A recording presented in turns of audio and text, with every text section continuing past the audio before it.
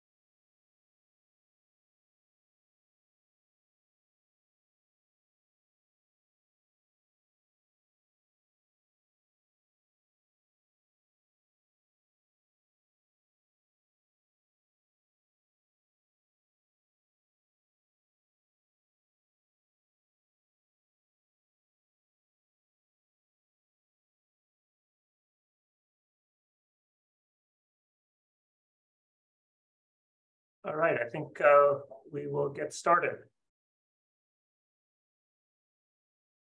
So good evening, everyone. Thank you so much for taking some time with us. It is my pleasure to welcome you to our virtual open house. My name is Brian Amkraut. I'm the Vice President and General Manager for Workforce Credentialing and Community Impact at Mercy College, which is a long way of saying that Mercy College is interested in supporting all of you who are interested in advancing your careers. Let me talk to you a little bit about our new program that we go by the name of CERTIFi by Mercy College. And CERTIFi is a platform for what we call alternative credentialing and career pathways. Whether you already have a college degree or you've never gone to school after high school, we want to provide opportunities for you to further your career. And we're working directly with folks that are out there in in-demand industries who you'll hear from tonight, to make sure that the programs that we're providing to our community have the greatest impact.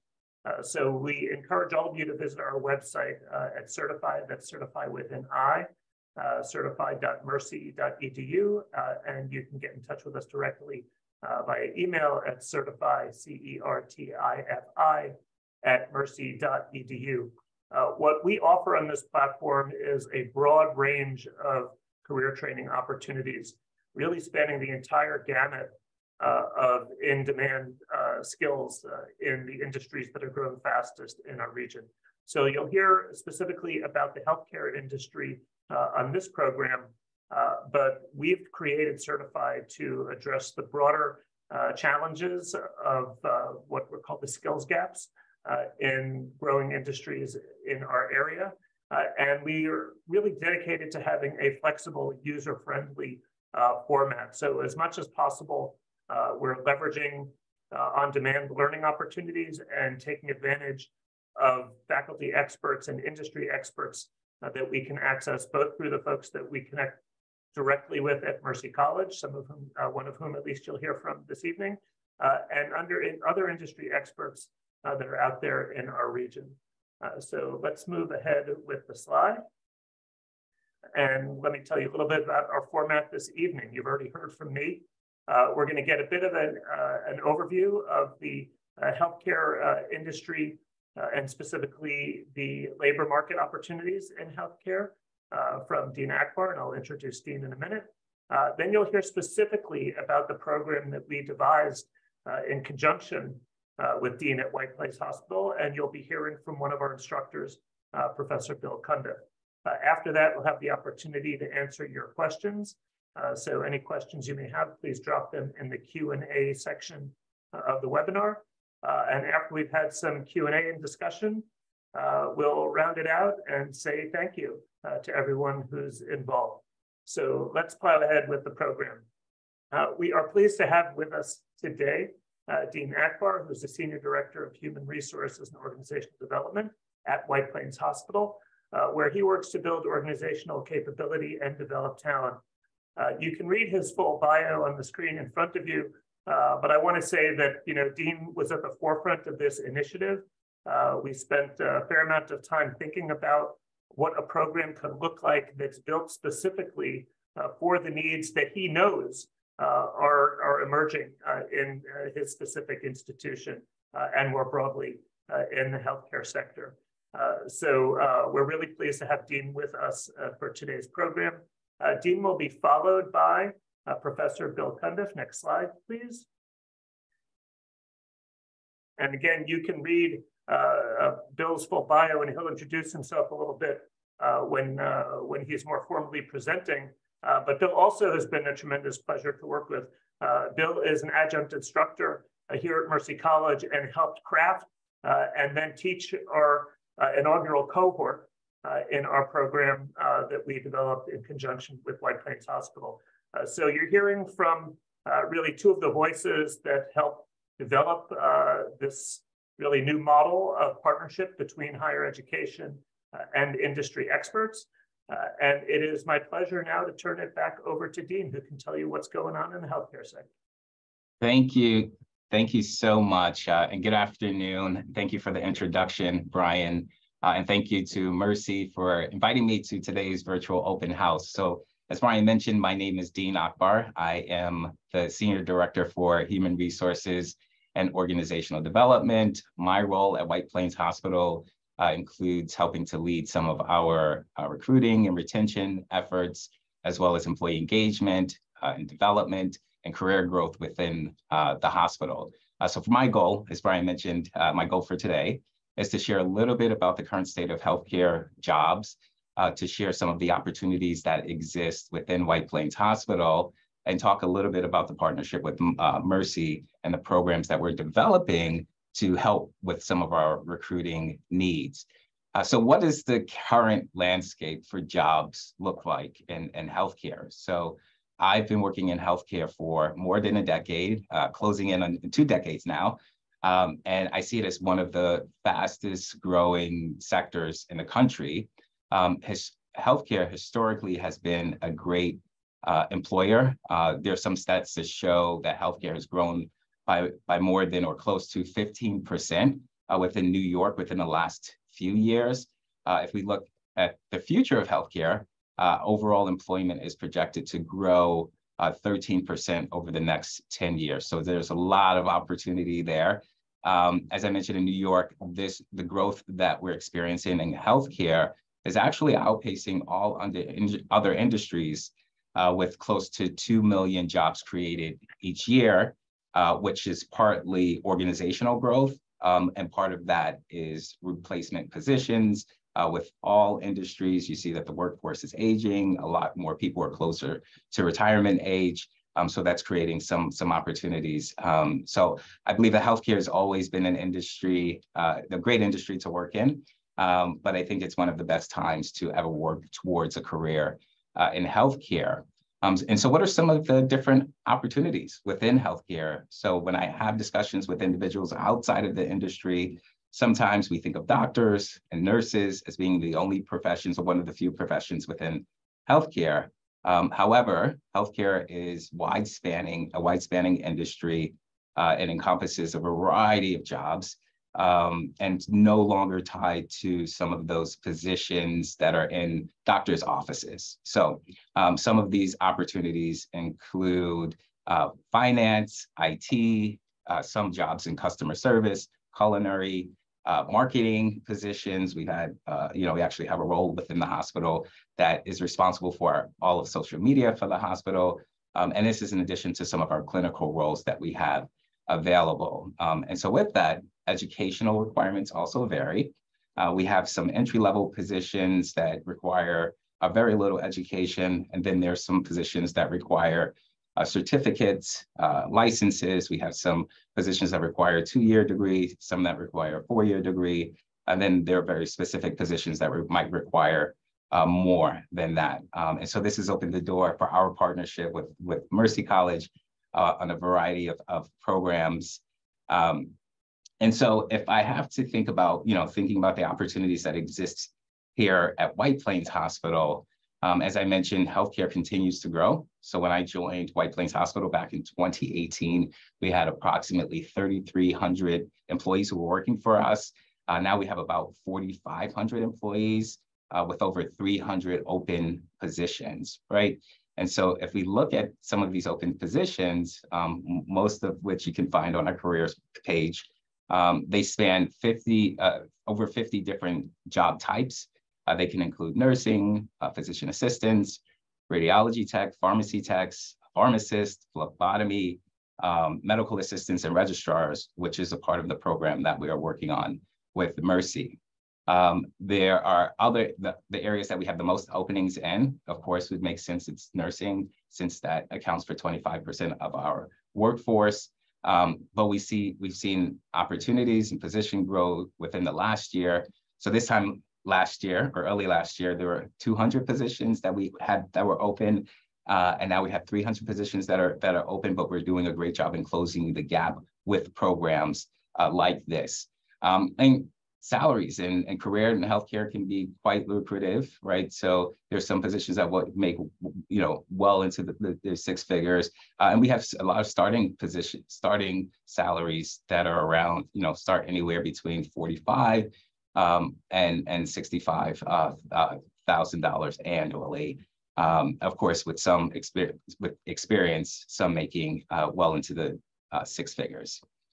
So that brings me to our partnership with Mercy College, which we started to begin to develop programs to help with employment, to help fill some of our open positions, to help with some of our recruiting needs.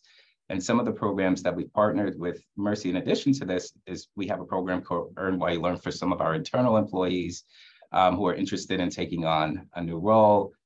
So for that program, they have an opportunity to have their tuition paid and go to school and be paid while they're in class. And so more recently, which Bill will talk more about the program, we partnered with Mercy on our medical assistant and revenue cycle administration program. So medical assistants are typically helping within physician practices. Revenue cycle administration includes patient registration and managing patient accounts.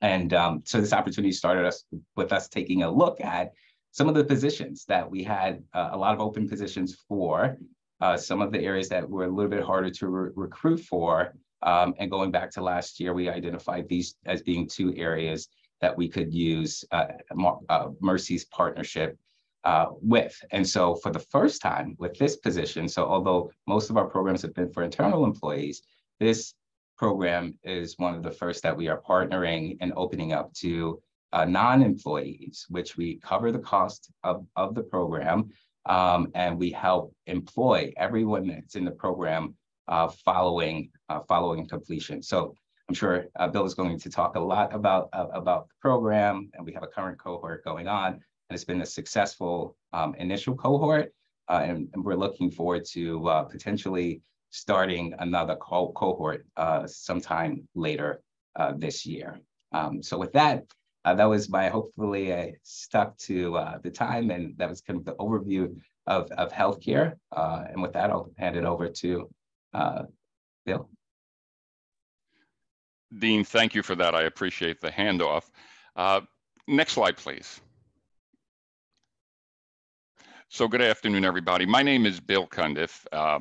Students within the program in the university, prior slide, please.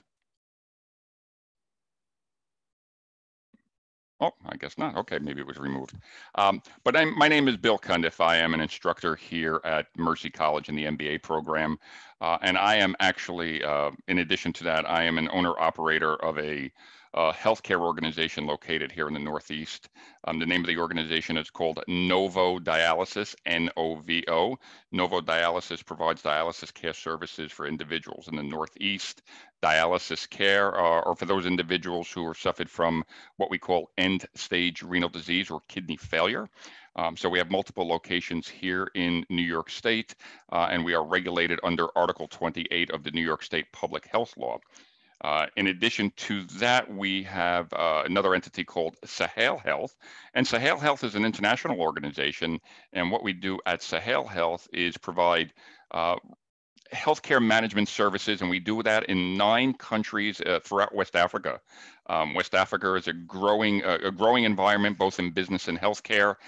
So a number of countries have reached out to us to assist them in dealing with some of the creative events, the regulatory events, and identifying different opportunities to be innovative in providing high quality healthcare. So we're honored to have been engaged by a number of countries' ministries of health and finance.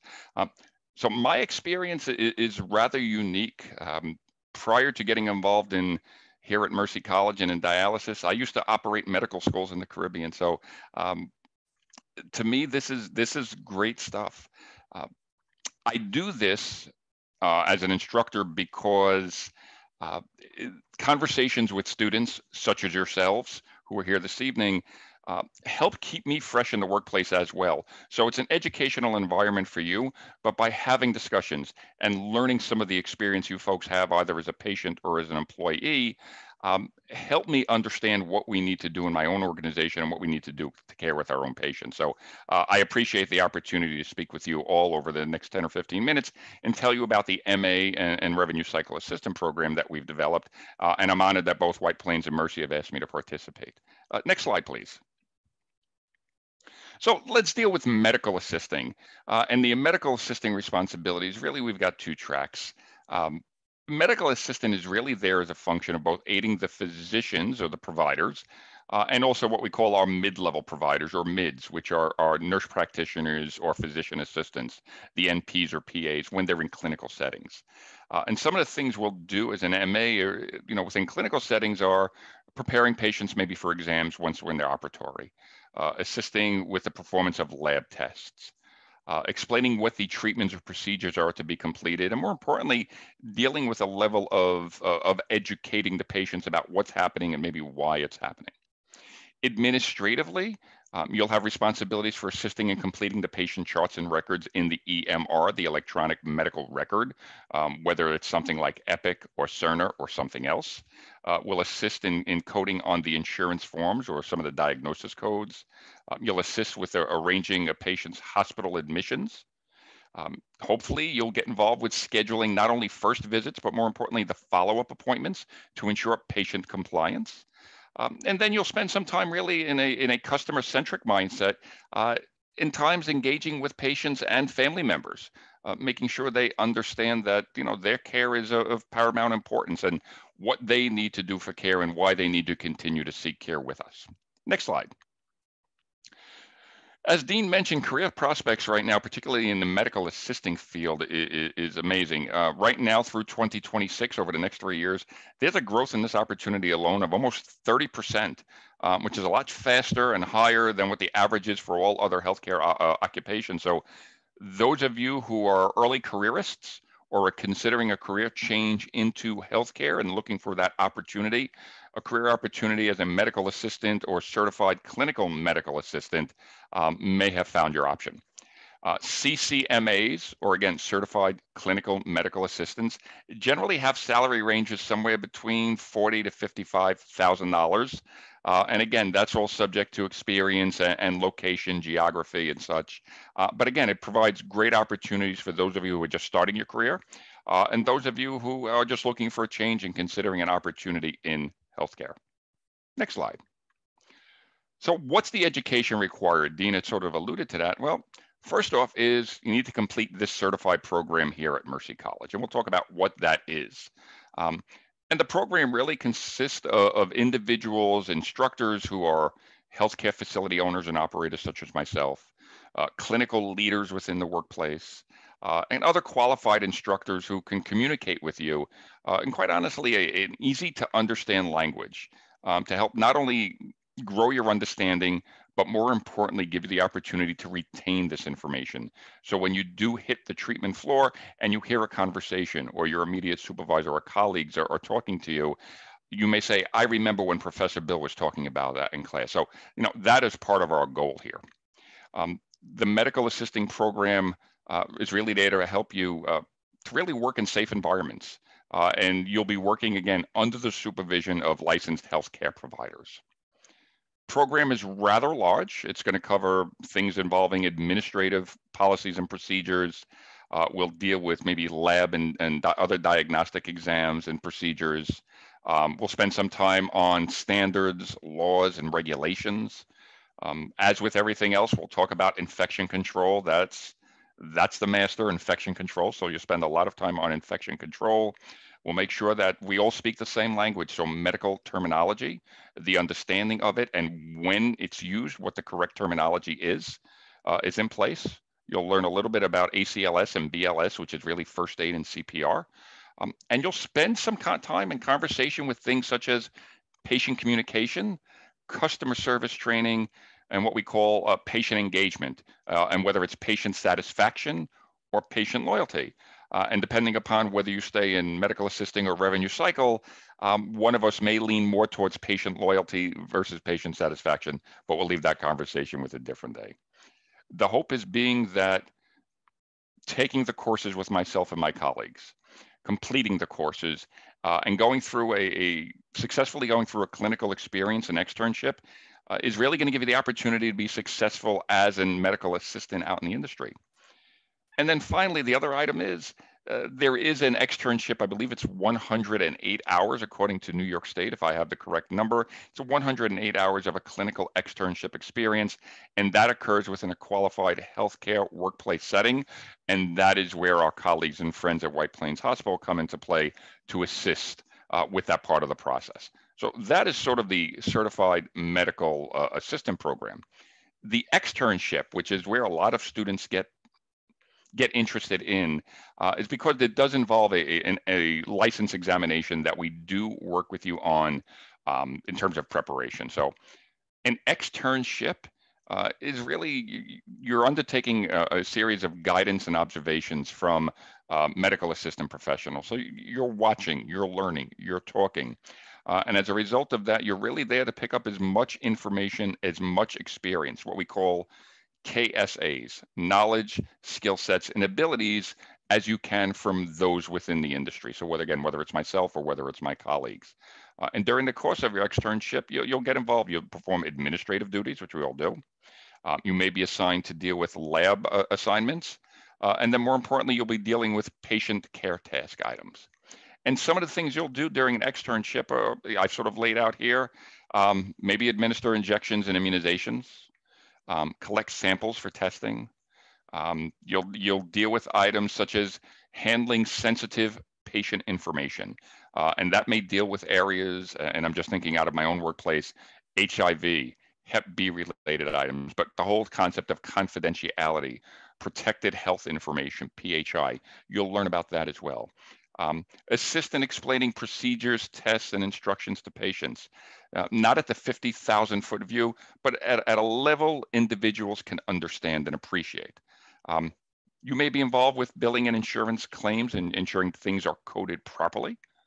So we don't get involved in what we call a false claim scenario. You're going to log in vital signs and other medical history items into the electronic medical record, or when the medical record is down, a paper chart if such a thing involves. You'll deal with inventory management. Again, you'll prepare patients for exams. You'll schedule appointments. You'll set up medical equipment, depending upon where you are, what service line within the hospital or the practice you're involved with. You may set up medical equipment. And again, you'll have training in terms of utilizing the electronic health record system. And again, I believe White Plains Hospital uses the EPIC system, EPIC. Some hospitals prefer to use Cerna. So that's really a function of what you do during your 108 hours during the externship opportunity. Next line, please. This is my baby, for lack of a better term. So we call it Revenue Cycle Assistant, RCA, pardon me. And Revenue Cycle Assistant, next slide, will deal with areas such as not only billing and collections, but everything from the moment the patient walks through the door. So we're talking admissions, insurance verification, scheduling, coding, billing and collections, follow-up related items. All of these items come into play, patient engagement. So as part of an RCA, you'll be responsible again for all the billing. You'll be responsible for receiving incoming payments, sorting them out, ensuring that we are getting paid. White Plains Hospital, or the entity, is being paid for the services it provided. You'll make sure that when payments are received, that they're posted properly to the appropriate patient account. Similar to what you do maybe when you get your personal credit card bill or car lease or rent. You always want to make sure we got a bill and the bill says X. We pay $10, so you'll apply that to there to make sure you have an appropriate balance.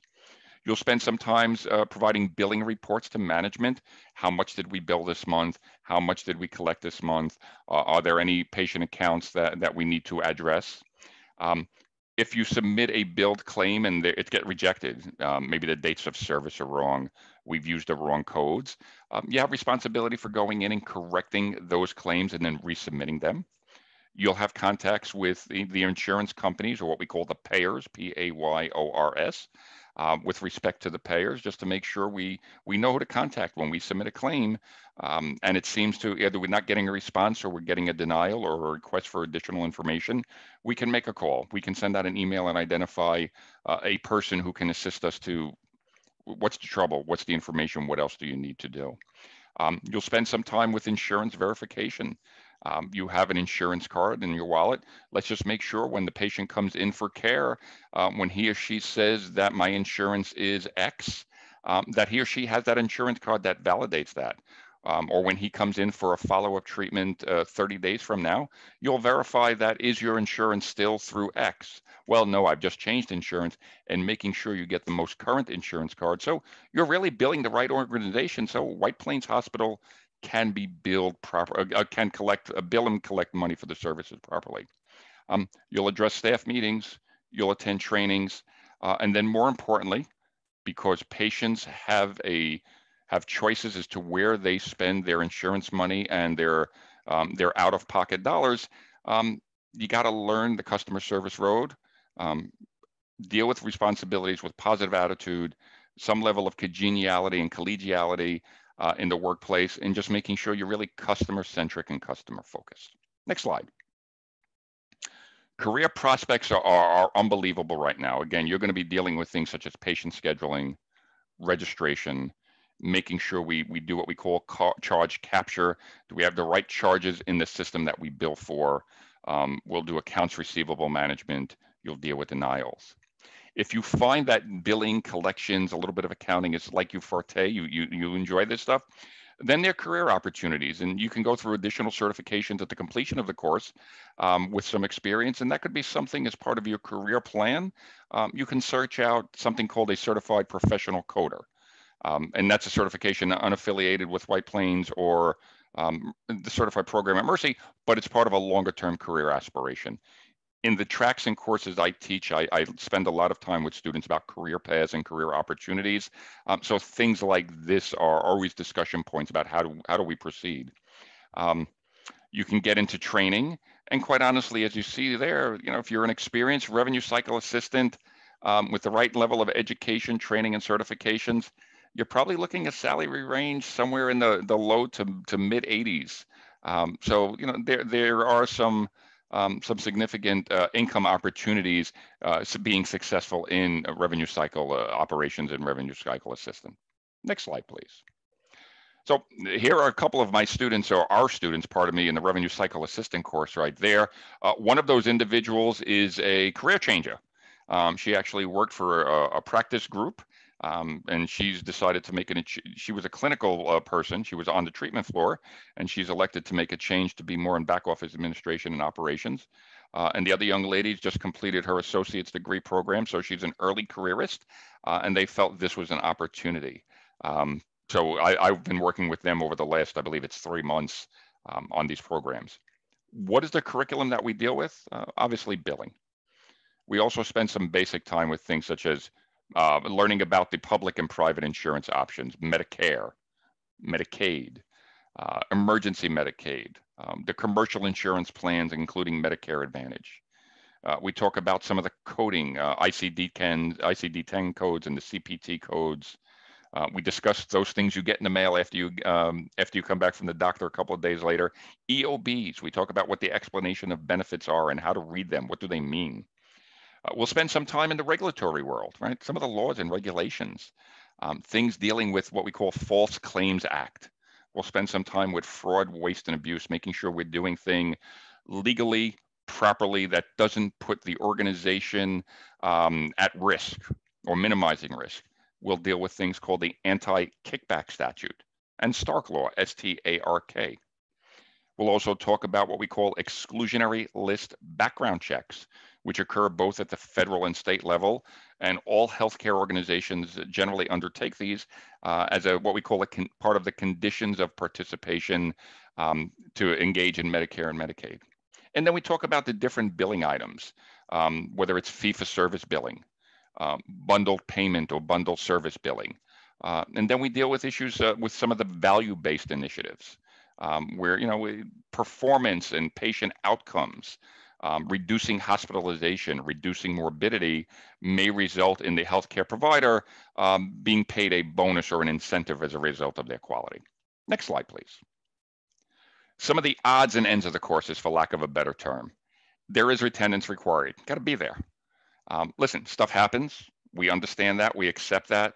But you need to be there to really get the most out of this program, to do a service to yourself as an employee or potential employee, and to also to what White Plains Hospital is offering you. There are graded deliverables, so there are some assignments. Some are outside the class, and some primarily are in-class assignments. But the most important thing to be aware of as a takeaway, they're all achievable. There's nothing there where you should be scratching your head or calling for assistance saying, oh my God, I'm not sure what this is. All the deliverables are designed to be achievable and things that you be able to take away with you when you get in the workplace. In order to participate in part of the medical assistant externship program for the 108 hours, you got to complete the classroom course. B, you're going to have to undertake the appropriate level of background checks and screening and vetting. And there may be some other items that come through the Office of Human Resources over at the hospital. And then from there, once you complete the assistant training and the externship opportunity, then you can sit for what we call the CCMA national exam. And I believe one of the organizations, or the organization that offers it, is called the NHA, the National Health Career Association. And they offer the Certified Clinical Medical Assistant exam. And then you've got that on your resume. You've got that as a success, that you are certified as a clinical medical assistant. And for that, we'll give you 2 thumbs up. Next slide. So in end, I ask you to come join us during the program.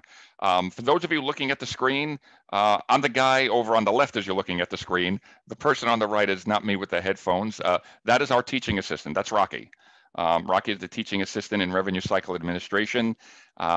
He likes this stuff, and he'll enjoy working with you primarily on any of the Zoom course lectures and discussion points we have. So both Rocky and I look forward to you participating in the program. Thank you. Thanks so much, Bill, and thank you, Dean, for your overview. So I'd like to get a little bit of a discussion going, and obviously anyone who's joining us, please feel free to put any questions you might have in the Q&A box on the webinar. Dean, I'd like you to talk a little bit about the model that we developed. And you've been in the business for a while, and you've seen other training programs. Can you talk about how this one is a little different because it grew out of the collaboration that we did together. And let's make sure we're not muted. Sorry, I had to unmute myself. Yes, certainly. So this is very unique and different from other programs. And as you mentioned, it started with our collaboration in the very beginning, starting with identifying some of our biggest recruiting needs, and then there being a partnership in many meetings with discussion with the school and with some of our subject matter experts around the ideal skills, and as Bill put it, skills, and knowledge, skills, and abilities that are needed for individuals within this role, and tailoring a curriculum to help upskill and develop those skills to make sure that once folks are completed with the program and ready to start, that they can hit the ground running. So exciting partnership and an opportunity, and looking forward to continuing to part on our partnership. Yeah, thank you, Dean. Obviously, we're excited about going further, and you know, not just with this specific program, but finding other areas of opportunity. You know, the job numbers that you were throwing out there, you know, really tell us there's a lot more positions to be filled than just the ones that we have here. Can you expand on it? You know, you mentioned sort of what it's looking like at the hospital, but if you had to think about this regionally, and if a program, you know, like this could be made, you know, more broadly available, you know, how does this fit into the broader challenges in the regional workforce? Yeah, and so we are, I didn't mention, but we're a part of the Montefiore Health System, which is a larger health system comprised of 11 hospitals, and a part of the Hudson Valley Collaborative. So often are communicating with other hospitals, within healthcare, and a lot of the needs that we've identified here locally are shared across different hospitals within the region. And so medical assistance or assistant, that role is something that we have a lot of openings for here at the hospital, but it's a big need. And, you know, more specifically to White Plains Hospital, we're continuing to grow. So when, you know, if you go back 5 or 10 years ago, we might have had one practice that were associated with White Plains Hospital, and now we're up to 44 different practices. So just growing tremendously, and you can see the same thing on the revenue cycle administration side. A lot of opportunity there, and the needs that we have at White Plains Hospital is also shared with other hospitals within the region. And Bill, if you could jump in from sort of the the non-hospital side. Obviously, when we think of healthcare, many of us, all we think about is a traditional hospital setting. But you've got much, a different vantage point with the positions you've held and the businesses you've been involved in. Talk about these very same roles and job opportunities outside the hospital setting.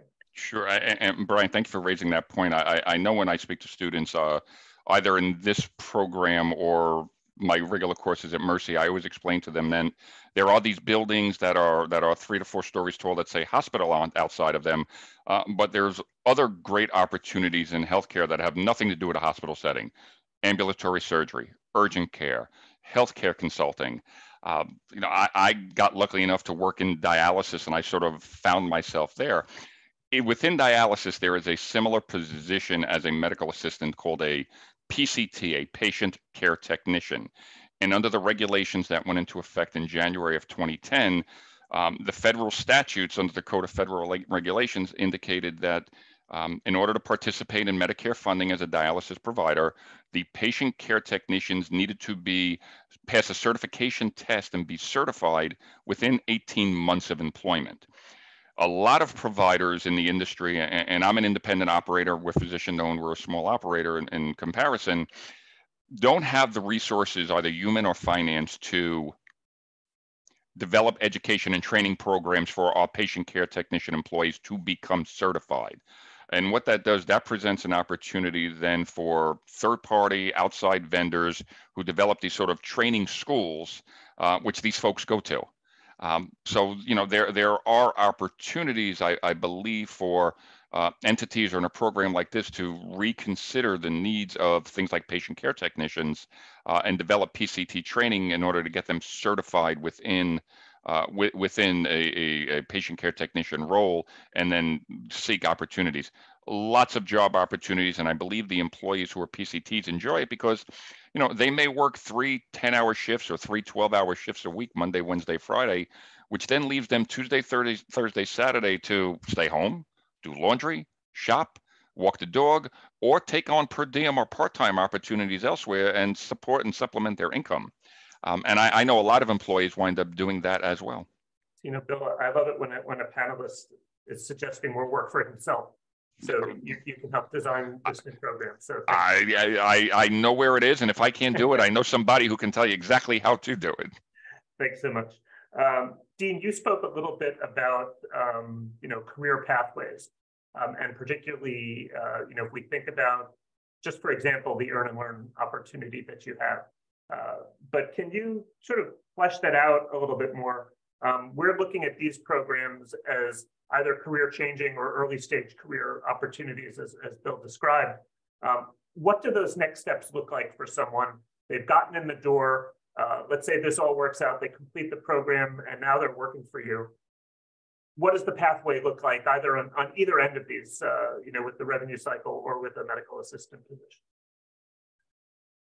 Yeah, great question, and thank you. So one option, as Bill mentioned earlier, is you can continue your career specifically within becoming a medical assistant or revenue cycle administration. However, one of the things that my team is responsible for is helping employees, once you get in the door, once you get your foot in the door and are in these positions, to help you grow during your time here at White Plains Hospital. So we have had individuals who have started as medical assistants who have gone on to become nurses, nurse manager, and kind of climb that leadership ladder, and individuals who are in top leadership positions now. And so we try to look at all of the positions that we have here at the hospital and see what those pathways are, and to facilitate that growth and facilitate that mobility by providing additional educational opportunities, by doing internal mentoring and coaching, by connecting individuals with leaders or individuals within the roles that they may be interested in to learn more about those roles. But I think a key piece is the continued partnership with educational institutions like Mercy College. So it's something that we continue to look at. And Brian, if I can jump in on Dean and piggyback, there are great opportunities. My vice president of, what's his title this week? Global Development, we'll call it. He was a patient care technician. He started on the treatment floor as an early careerist, and he was treating, 12 patients a day. And 7 years later now, he's a vice president in our organization. He shown some initiative, and he was great being customer-centric, patient-centric, and he took an interest in understanding the business and the patients we serve. So there are great opportunities within healthcare organizations, such as White Plains Hospital. If you have ambition and you have initiative, and you follow the chain of command, and you just don't become impatient, where opportunities may present themselves. Doesn't always happen, but it may present themselves. You just need to be patient and just follow the path. And I, one of the reasons that we created our division of workforce credentialing here at Mercy was a true belief in the value of lifelong learning. That, if you just take the first step and don't go further, you're not seeing the full, spectrum of opportunities that may be available to you.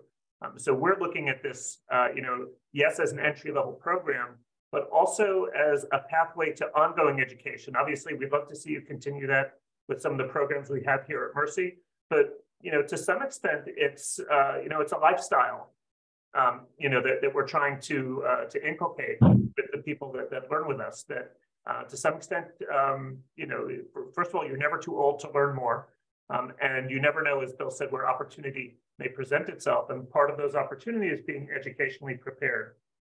One of the questions we often get on a program like this, obviously, is the cost side. I'll speak to that in terms of what we would charge on the sort of open market for these programs is just under $5,000 to get the training that could move you into the career paths with the types of salaries that were described. But Dean, just flesh a little bit more. I know you mentioned it. It's a critical piece of this partnership that we have. But I think someone still may overlook it, not understand exactly what you said in terms of the hospital sponsorship on this program. Yeah, and so this is a part of our overall total investment in helping with some of our recruiting needs and helping our employees to grow and to develop. As I mentioned, this was one of the first times that we had a program that was open to non-employees. So we have had other what we call earn while you learn programs where we kind of foot the cost, we pay for the tuition, pay our employees while they're in the program. And so this was the first opportunity for those who are not White Plains Hospital employees who might be interested in this program. We realized the opportunity this is for White Plains Hospital in terms of developing a skill and having individuals who would be a great fit for the organization. And we understand the importance of this investment. So we, for this program, have paid the cost of both our employees and non-employees who are part of the program. And the second piece, the second benefit is, after the program, you're not going out to go apply and look for a job, that we have positions available for once you complete the program to kind of fill those positions and help with employment. And if I remember correctly, Dean, the students were telling me in this first track that, or in this first cohort, that I believe our most recent class was last Saturday, this past Saturday, and I think all of them had already at that point informed me that they were given their assignments, they've received whatever transfer paperwork they had, and I guess this past Monday they were in the service line or the building or the department they needed to be in to complete the remainder of their HR vetting, figure out where their workstation was, and then go from there. So they were excited about the prospect that completion was on the horizon, but more importantly, they knew where they were going and what area they would be working in. I think that was a great compliment to yourself. The stress wasn't there for them as to what was going to happen at completion of the program. So I just want to reinforce the layers of collaboration in this program, not just on the curricular development and the communication with our instructors, but the commitment that the hospital is making on the financial side.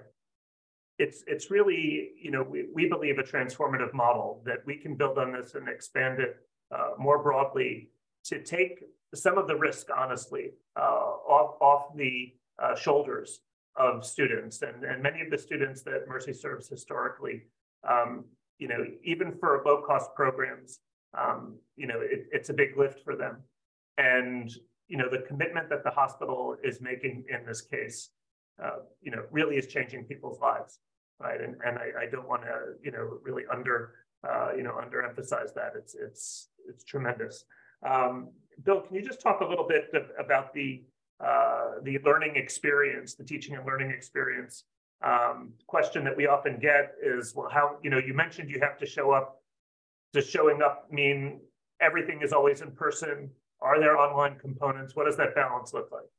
In this initial cohort, Brian, we had a combination of weekly Zooms once a week. And again, this is the way it was situated for this time. So as we continue to become sophisticated and the program develops based upon the needs of Mercy and the needs of the hospital, things may change. But we had one Zoom component during the week, and then we had a ground session face-to-face in the classroom. So we utilize the learning management system, which the college uses, called Blackboard.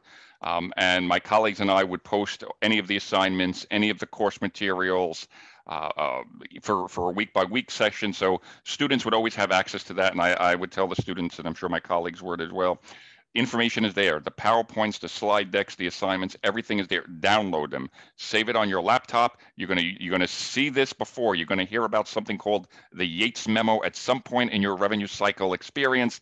Know what the Yates Memo is. Here's the actual Yates Memo itself.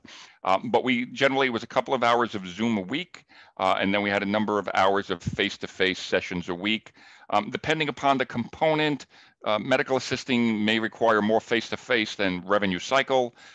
So, you know, that is something as we sort of sit down and strategize the overall component of each of the individual tracks may have a little bit of variation. We generally use Zoom as part of through the Blackboard component, and that worked out well, assuming students have proper connectivity based upon the internet. Thanks, Bill. I just want to share, you know, a question that we've had often in terms of people who are interested in this program, and this connects back to the partnership as well. When people ask us about financial aid, I think in their mind, they're thinking about traditional sources that colleges can tap into. This is as currently structured as a non-credit, non-degree program. So we don't have those federal and state resources for traditional financial aid. But as you heard from Dean, through the partnership with the hospital, we can actually mitigate those expenses. So, you know, we're really, really pleased about that. And, you know, anyone who's got any interest, obviously you can go on our website. You can drop us a line directly at CERTIFi, email at certifi@mercy.edu. Gentlemen, any final comments, thoughts before we close this out?